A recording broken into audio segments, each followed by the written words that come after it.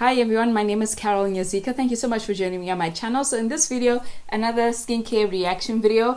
This video was requested by one of you guys, and you asked me to react to a Kenyan YouTuber's skincare routine, and her name is Natalie Tewa. I didn't know of her before, but I went to check out her channel as well as her Instagram page just to see what she's about. I believe she's more of a fitness YouTuber and travel, if I'm not mistaken. I'll leave all her information down in the description box for you guys to check her out. So in this video, we're just going to go through her skincare routine. I believe this is her nighttime skincare routine that she does. I think she said about 2 to 3 times a week. So in this video, we're just going to do the same thing like we did in the previous videos. Just look at how she layers her products, which products she uses. I will also give my suggestions if there are any to be made.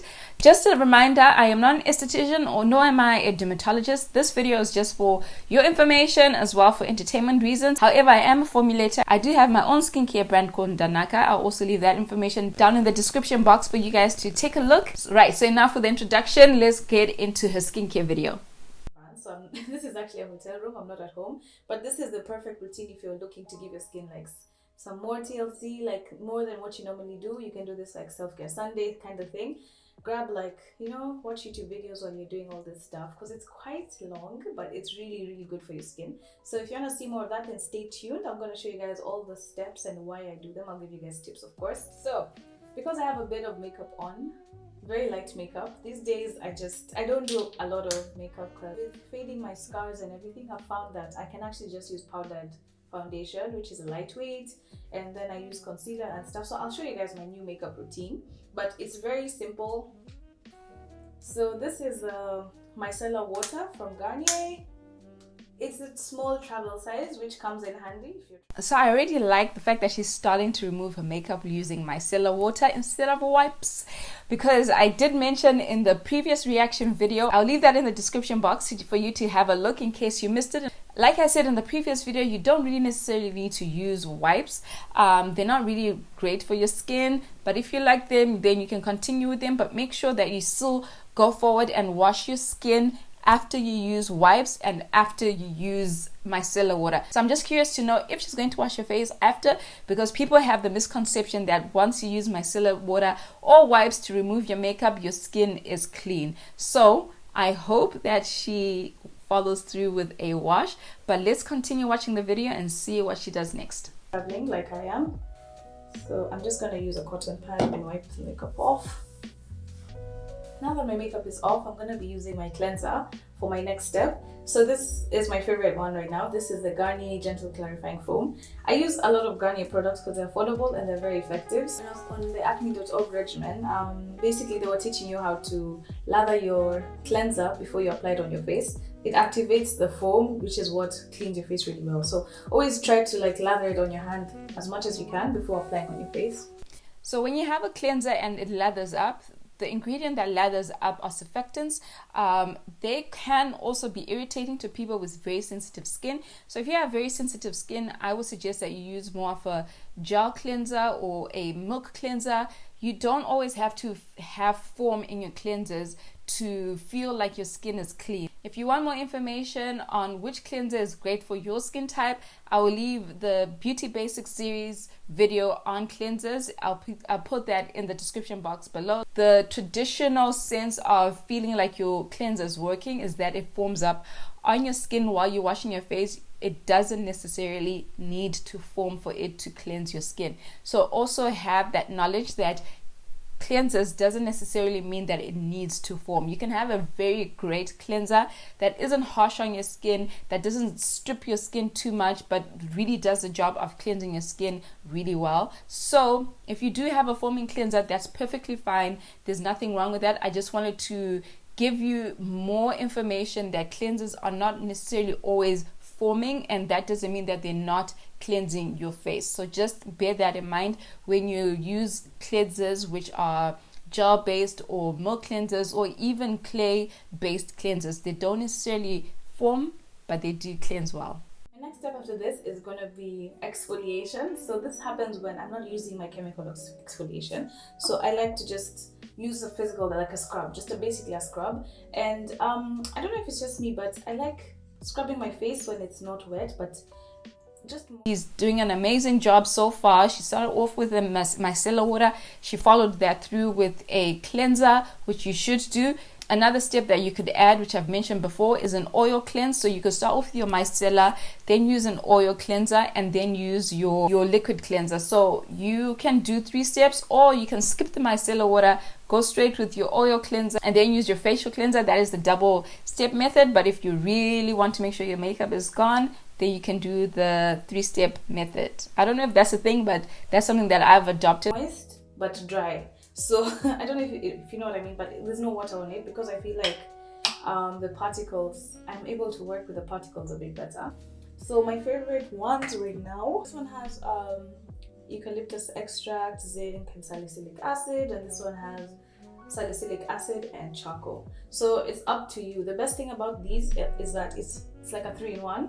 You can use it for washing, you can use it as a scrub and a mask. So I'll basically be using as a scrub and a mask. And then I just apply it as I'm scrubbing, like I'm exfoliating like this.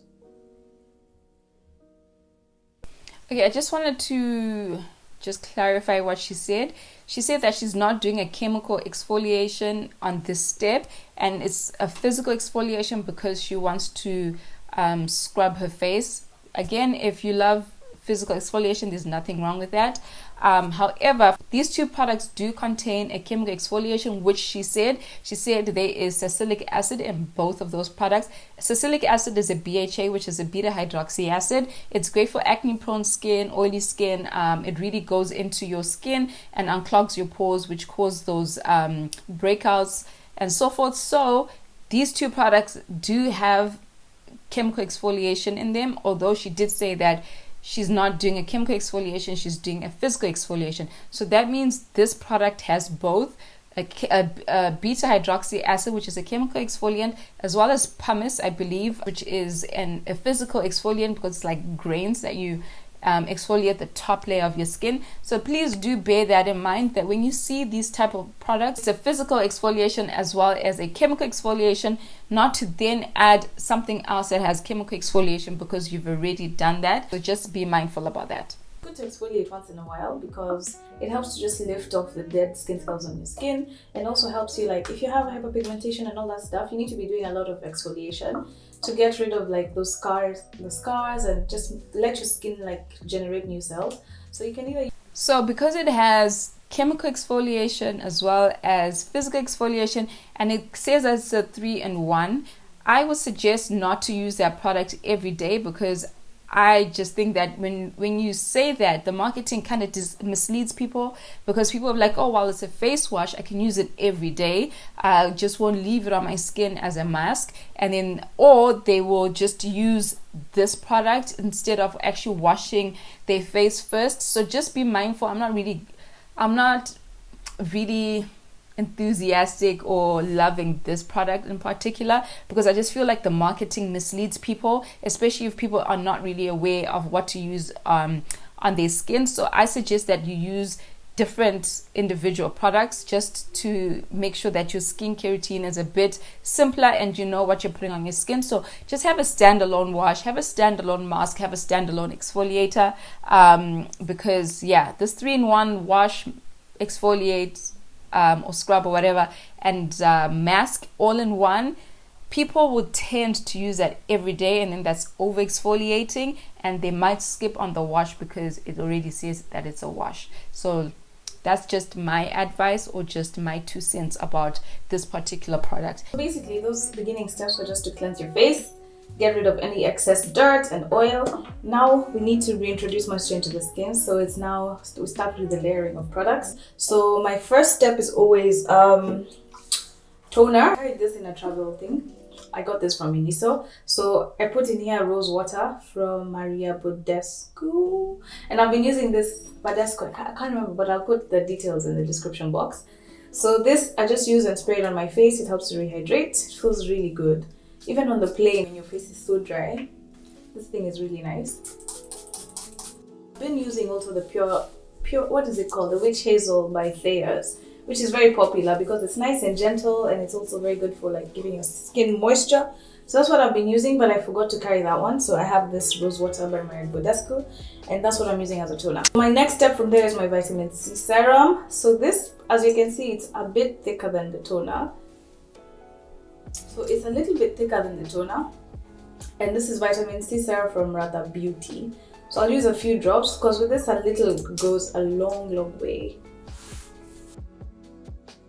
Okay, so that's on my face. Vitamin C is very good for hyperpigmentation. So if you're one person who's struggling with acne scarring and you're trying to get rid of all the dark spots and everything, get yourself a good vitamin C serum, one that has good reviews.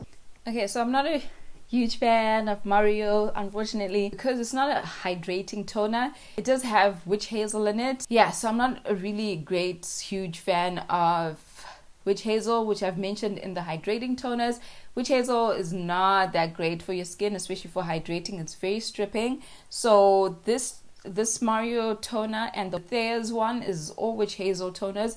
It's really marketed for people with oily skin types because, you know, it's marketed to strip your face of oils and all of that stuff, but it can be very irritating. It can be very drying. So I would suggest that you stay away from toners with witch hazel and alcohol in the top ingredient, but instead go for toners that have hydrating ingredients in them. I mentioned all of this in the Beauty Basics series video, which talks all about toners. So I'll also link that video down below for you to have a look and to be more knowledgeable about the differences in toners and which ingredients, hydrating and humectant ingredients, that you should look out for. A sheet mask is very good for moisturizing. So if you do the double masking where you cleanse your face using like a charcoal mask, and then after that you use a sheet mask that just puts in moisture into your face. Like this one is a Hydro Bomb by Garnier. I'm sure you've seen these ones. They're like extremely popular. They're so popular online, and everyone's like saying how good they are. So they're going to be, I think they're retailing now in Carrefour and other supermarkets for 280 bob. For dry and sensitive skin, one mask is equals to 1 week of hydrating serum. I'm gonna open this. It has like a serum that's very gooey and sticky.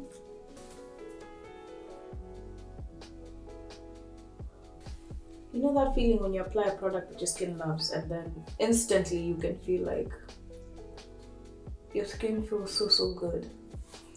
I think I've used this like probably 4 times now, and I actually really like them. And I look crazy in this thing, but yeah, 15 minutes, I'll be back. So it's been about 20 minutes and I want to take this off, but I can actually feel so hydrated already. I will take that off. Oh my gosh. Wow. It says to massage the excess product into your skin. To me that looks like enough to let dry, so it's going to take maybe about 5 minutes for it to dry, and then from there I'll go on to the next step. So remember what I told you, you need to let your products sit in before layering on or going on to the next product. Oil Control Complete Moisturizer, this one, because it helps with like excess oil. I'm a very oily skin girl, so I need something that can block the oil, reduce production of sebum and all that stuff. Then the last step, of course, eye cream. You have to be very gentle around your eye area because the skin there is very sensitive. So the best way to do it is to just lightly tap on your eyes. Don't be rubbing too much. So the next step after that would be using an oil. I don't have my oil right now, but I like using the rosehip oil. It's good if you have hyperpigmentation. You can also use jojoba oil, which is really good because it sort of mimics the natural oil that your skin produces. So jojoba oil is really good. I mean, there's so many different oils, so you can do research and see what's the best oil for you. So that's basically it. That's my entire routine. My face is always feeling like really good after this, and if you do this 3 times a week, or at least twice, you can start with twice a week. Trust me, your skin will be so grateful for everything you've done. So okay guys, so that is the end of her skincare routine. I personally think that this is a great skincare routine. I absolutely love the way she's layered her skincare. I love how she's explaining why she's using a certain product. She hasn't over exfoliated. She used pretty decent products, and I do believe she said that these are very accessible products. So these are more like your drugstore products. So these are absolutely fine. I'm just a bit weary about 3-in-1, 2-in-1 type of products. I suggest that you just have individual products. But in general, this is a very great way to layer your products and to understand why you're using the products that you're using. Like I said before, just do what's best for your skin type with the knowledge that you have. When you hear people talking about different types of products, these are just suggestions for you to be more mindful of what you can use or what product is out there that you may not have been aware of. So I hope, again, this video is very informative. I hope you've learned something. If you guys have more suggestions, I'd love to hear them. I would also love to hear what your skincare routine is, what products you use. So please make sure that you interact with me down in the comment section. I will be there replying your comments. So yeah, so overall, guys, this is a great nighttime skincare routine. Please go and follow her YouTube channel as well as her Instagram. I'll leave all of those links down below. I'll also link all the other videos that I've already mentioned in this video for you guys to have a look, just in case you've missed it. If you haven't subscribed, don't forget to subscribe. Also like this video if you found it very informative. Yeah, follow me on Instagram as well. I'll leave my handle down below. I'll see you guys in the next video. Bye.